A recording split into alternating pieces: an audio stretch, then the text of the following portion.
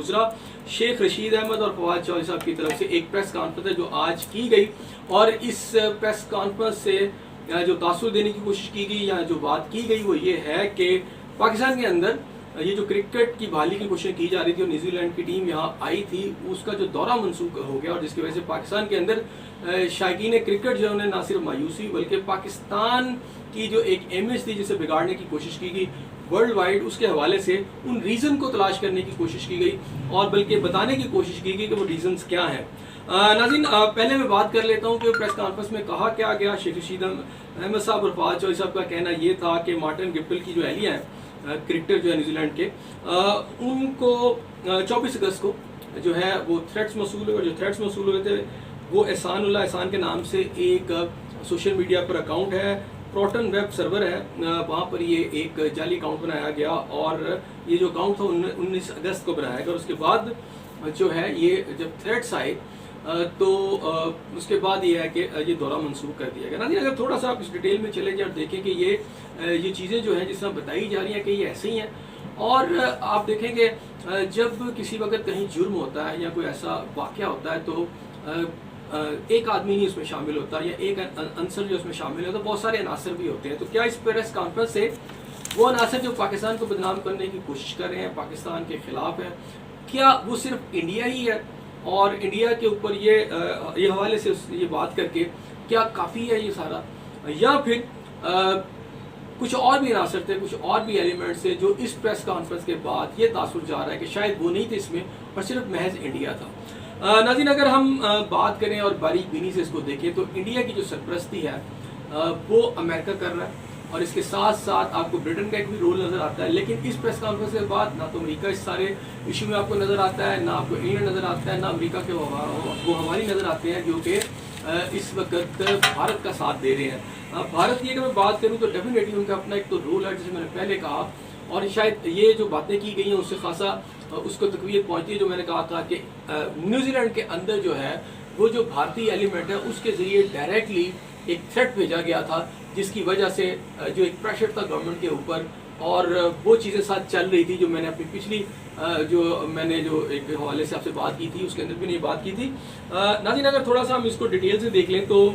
19 अगस्त को बना है ये अकाउंट, और 24 अगस्त को अगर थ्रेट आया तो इसके अंदर अगर मैं डालूँ तो 4-5 दिन पिछले महीने के और 21-22 दिन इसको, तो तकरीबन ये 1 माह का अरसा है। ये थ्रेट्स 1 माह पहले आए थे, और जो टीम आई थी वो 12 सितंबर को आई थी, यानी इस मंथ के 12 तारीख को वो आई थी। इसका मतलब है कि ये जो थ्रेट जिसका हम बात कर रहे हैं, शेख रशीद साहब कर रहे हैं, फवाद चौधरी साहब कह रहे हैं, ये थ्रेट्स उस वक्त आ चुके थे जब न्यूजीलैंड की टीम जो थी वो यहाँ आई ही नहीं थी। तो डेफिनेटली न्यूजीलैंड की जो गवर्नमेंट है उसको तो ये पता था। तो फिर अगर ये इतने सीरियसली न्यूजीलैंड की गवर्नमेंट ले रही थी तो फिर उन्होंने अपनी टीम को यहाँ क्यों भेजा। और दूसरी बात यह है कि गुज़िश्ता 1 माह के अंदर जो असल वाक़यात हुए या असल हक़ाइक़ और जो पस से पर्दा चीज़ें हुई, होना तो ये चाहिए था कि हमारे जो गुज़रा हैं, जो हमारी हुकूमत है, उसको भी आश्कार करती। नाज़रीन, ये सिंपली इतना नहीं था कि सिर्फ इंडिया ने एक ये थ्रेट भेज दिया और ये सारा उन्होंने जो है ख़त्म कर दिया। इसमें अमेरिका का रोल आप देखें, थोड़ा सा इसको अफगान सिचुएशन के साथ आपको जोड़ना पड़ेगा। वो ये है कि उन्हीं दिनों में अमेरिका की तरफ से ये दबाव डाला जा रहा था कि पाकिस्तान जो है अफगान गवर्नमेंट को ना तस्लीम करे। जिन दिनों में ये थ्रेट्स आपको आ रहे हैं गालबन और मुमकिन तौर पर ये वही दिन बनते हैं जिन दिनों में ये जो है ये थ्रेट्स जो है कहा जा रहा है कि न्यूजीलैंड की टीम को मिले।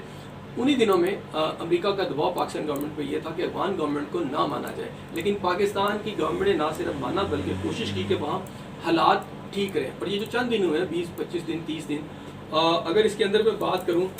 तो वहाँ अफगान तालिबान ने बड़े अच्छे तरीके से हालात को और मामूलात को ठीक कर लिया है। इसमें एक और अहम पॉइंट है कि अगर सिंपली भारत ही इसमें इन्वॉल्व था तो जो ब्रिटेन जो है उन्होंने अपनी टीम को यहाँ नहीं भेज रहे, तो वो थ्रेट्स उनको कौन से थ्रेट्स मिले, उनका क्या इशू था और उन्होंने इन थ्रेट्स पे कैसे यकीन कर लिया। तो डेफिनेटली सिंपली ये भारत की एक वेबसाइट से या भारत में बनने वाली एक वेबसाइट से थ्रेट की मैं बात करूँ तो ये काफ़ी नहीं है कहना कि इसकी बुनियाद के ऊपर न्यूजीलैंड का जो सारा दौरा था जो है उसे मंसूख किया गया, बल्कि इसके अंदर आपको ब्रिटेन का भी एक पूरा रोल नज़र आता है। और इसके साथ साथ अमेरिका की मैं बात करूँ तो उनका भी एक रोल नज़र आता है। और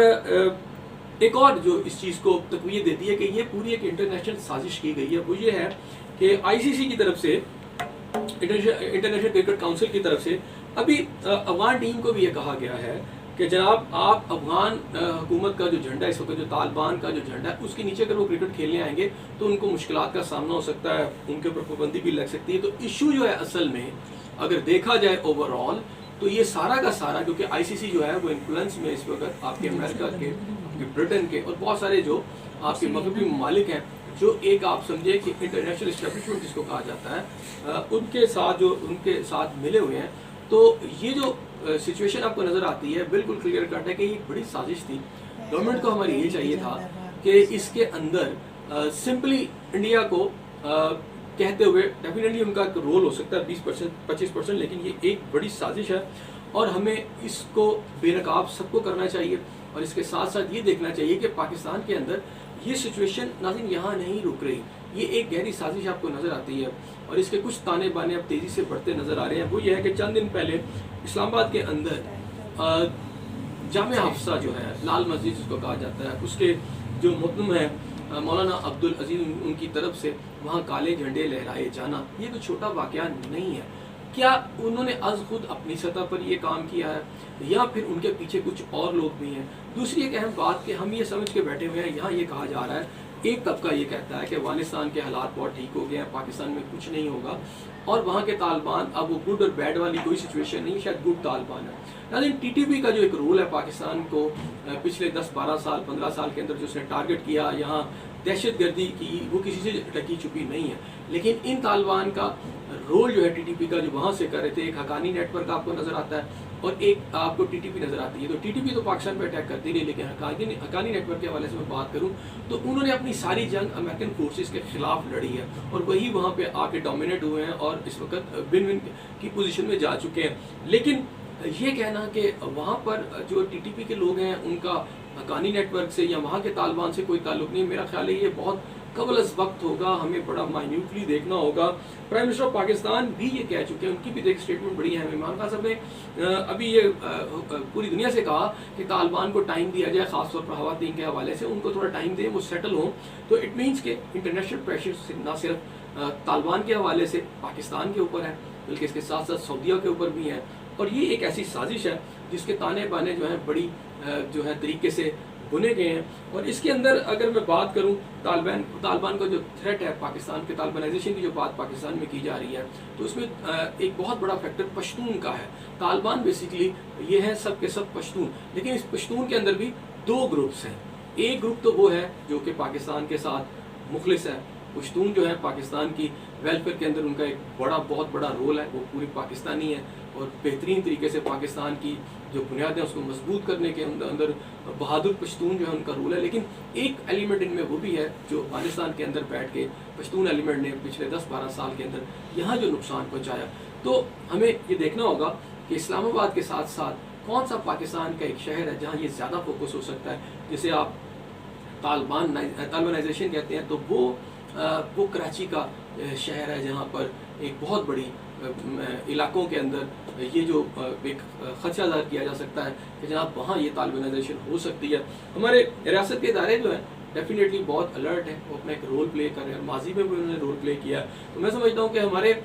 جو پالیسی میکرز ہیں انہیں دیکھنا چاہیے اور سمپلی اس پریس کانفرنس جو آج دونوں بزرگوں نے کی, میں سمجھتا ہوں یہ کافی نہیں ہے, بلکہ اس سے جو اصل حقائق ہیں وہ مزید کہیں اور پیچھے چلے گئے ہیں. سمپلی انڈیا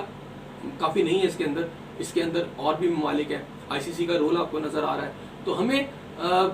اس کا بڑا سخت میسیج دینا چاہیے ان ممالک کو سفارتی سطح کے اوپر.